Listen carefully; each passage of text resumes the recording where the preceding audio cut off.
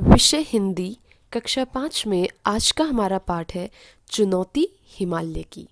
तो बच्चों, ये जो हमारा पाठ है ये भारत के पहले जो प्रधानमंत्री हैं, भारत के प्रथम प्रधानमंत्री कौन थे? पंडित जवाहरलाल नेहरू।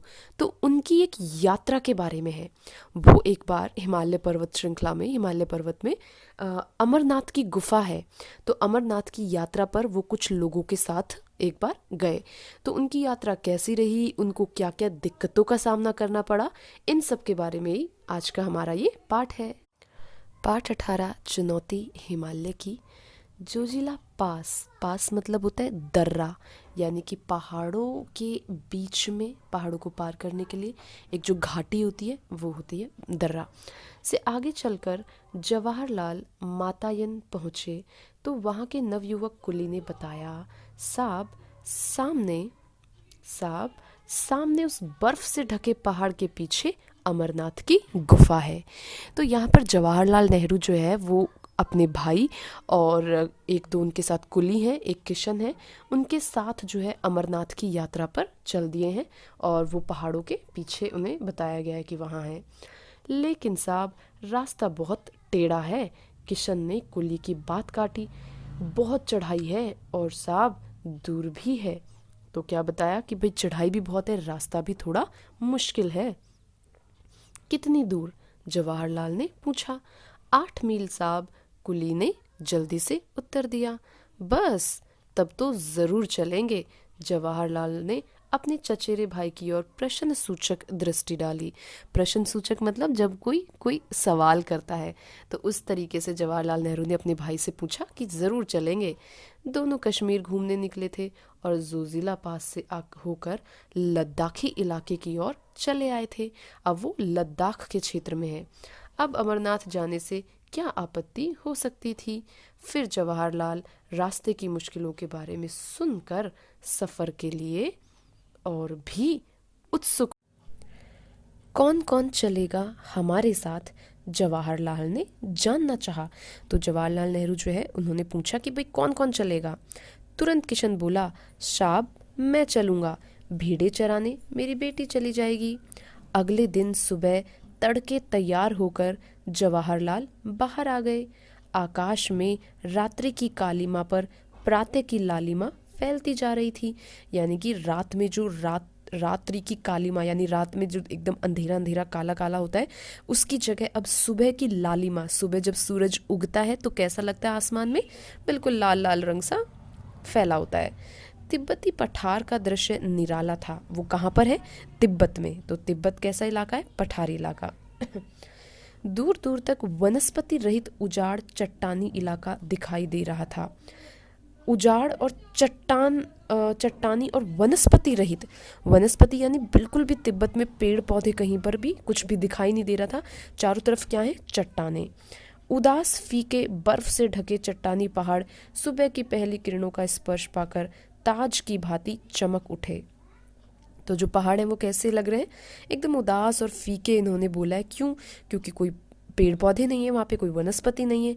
और वो किससे ढके हुए हैं? बर्फ से ढके हुए हैं।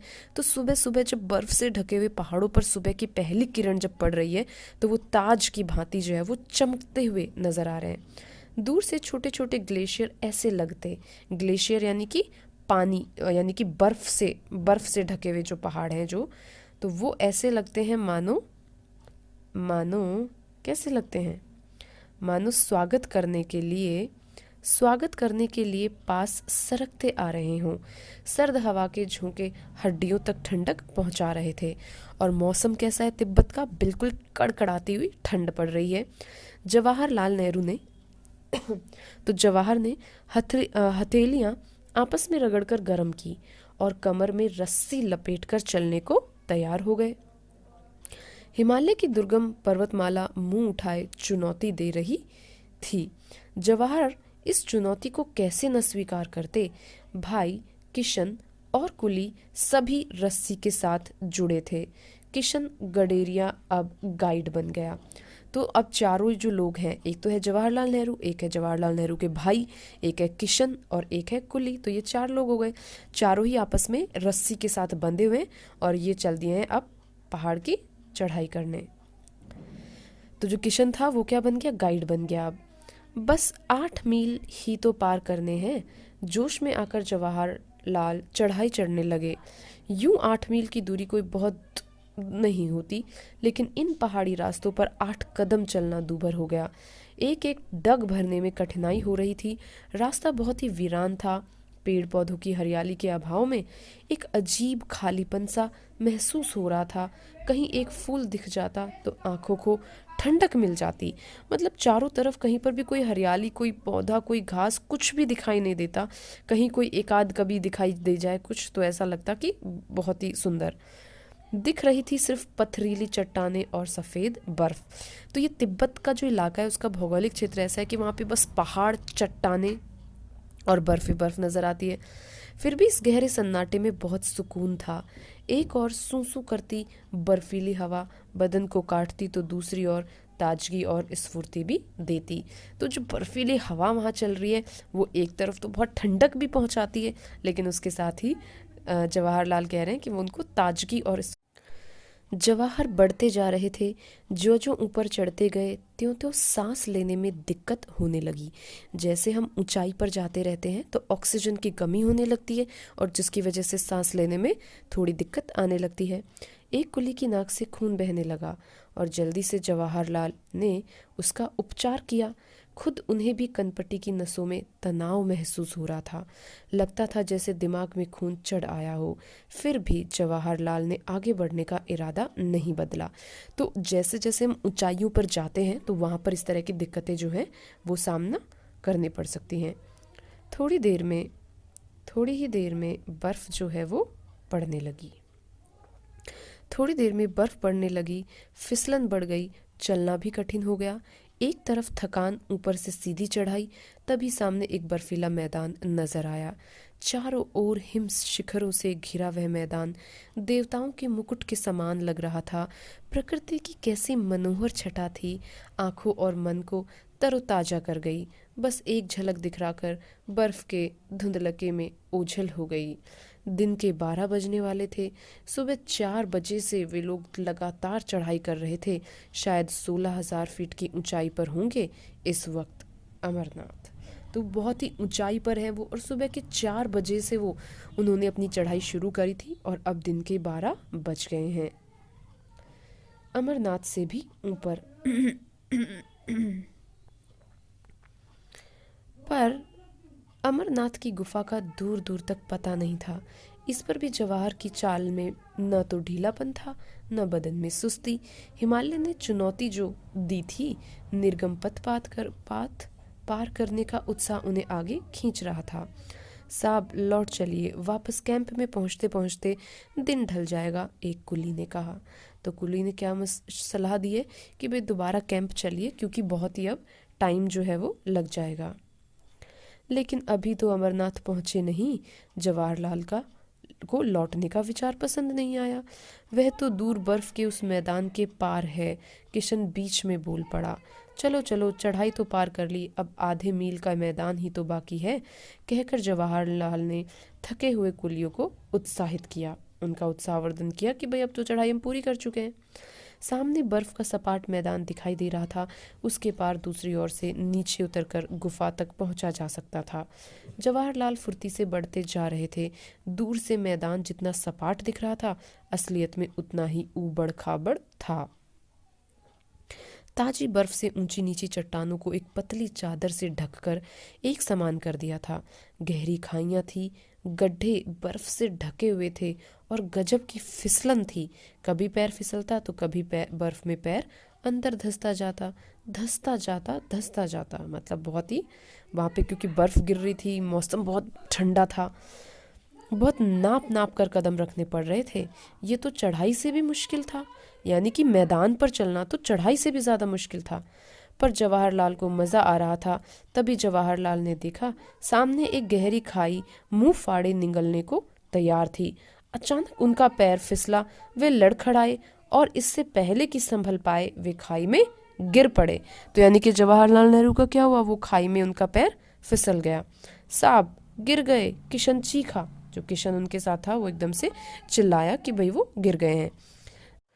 जवाहर भाई की पुकार वादियों की शांति भंग कर गई। वे खाई की ओर तेजी से बढ़े।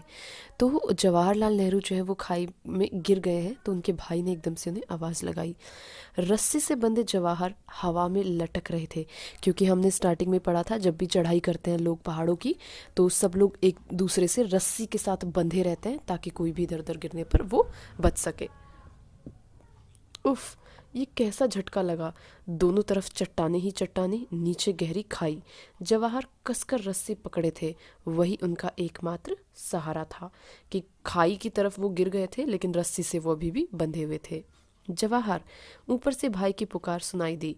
मुंह ऊपर उठाया तो भाई और किशन के धुंधले चेहरे खाई में झांकते हुए दिखाई दिए। हम खींच रहे हैं, रस्सी कस के पकड़े रहना, भाई ने हिदायत दी। तो ऊपर से ही जो जवाहर के भाई हैं उन्होंने कहा कि हम खींच रहे हैं, रस्सी को कस के पकड़े रहना।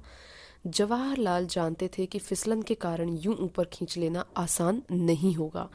भाई, मैं चट्टान पर पैर जमा लूं, वह चिल्लाए। खाई की दीवारों से उनकी आवाज़ टकराकर दूर दूर तक गूंज गई। हल्की सी पेंग बढ़ा जवाहरलाल ने खाई की दीवार से उभरी चट्टान को मजबूती से पकड़ लिया और पथरीले धरातल पर पैर जमा लिए। पैरों तले धरती के एहसास से जवाहरलाल की हिम्मत बढ़ गई। घबराना मत जवाहर, भाई की आवाज़ सुनाई दी। मैं बिल्कुल ठीक हूँ, कहकर जवाहरलाल मजबूती से रस्सी पकड़ एक एक कदम ऊपर की ओर बढ़ने लगे। कभी पैर फिसलता, कभी कोई हल्का फुल्का पत्थर पैरों के नीचे से सरक जाता तो वह मनी मन कांप जाते और मजबूती से रस्सी पकड़ लेते। रस्सी से हथेलियाँ भी जैसे कटने लगी थी, क्योंकि रस्सी को बहुत जब तेजी से उन्होंने पकड़ा और उनका पूरा भार, शरीर का वजन जो है वो रस्सी पर है। तो पर जवाहरलाल ने उस तरफ ध्यान नहीं दिया। कुली और किशन उन्हें खींचकर बार बार ऊपर चढ़ने में मदद कर रहे थे। धीरे धीरे सरक कर किसी तरह जवाहरलाल ऊपर पहुंचे। मुड़कर ऊपर से नीचे देखा कि खाई इतनी गहरी थी कि कोई गिर जाए तो उसका पता भी ना चले। यानी बहुत ही गहरी खाई में जवाहरलाल जो थे वो अपनी रस्सी के सहारे लटके हुए थे। शुक्र है भगवान का, भाई ने गहरी सांस ली। यानी कि अब जो जवाहरलाल के भाई हैं और जो किशन हैं, कुली है, तीनों ने मिलकर जवाहरलाल नेहरू को ऊपर रस्सी के सहारे ऊपर खींच लिया। साहब, चोट तो नहीं आई? एक कुली ने पूछा कि भाई चोट तो नहीं आई है? गर्दन हिला, कपड़े झाड़ जवाहरलाल फिर चलने को तैयार हो गए। इस हादसे से हल्का सा झटका जरूर लगा, फिर भी जोश ठंडा नहीं हुआ। वह अब भी आगे जाना चाहते थे। आगे चलकर इस तरह की गहरी और चौड़ी खाइयों की तादाद बहुत थी। खाइयां पार करने का उचित सामान भी तो नहीं था। निराश होकर जवाहरलाल को अमरनाथ तक का सफ़र अधूरा छोड़कर वापस लौटना पड़ा, क्योंकि आगे जो रास्ता था वो उसमें और भी ऐसी खाइयाँ थीं और उनके पास पूरा सामान भी नहीं था। तो इसलिए उनको फिर बीच में ही लौट के दोबारा अपने कैंप की तरफ जाना पड़ा। अमरनाथ पहुंचने का सपना तो पूरा ना हो सका, पर हिमालय की ऊंचाइयां सदा जवाहरलाल को आकर्षित करती रही। सुरेखा पंडिकर। तो ये था यात्रा वृतांत जवाहरलाल नेहरू का चुनौती हिमालय की।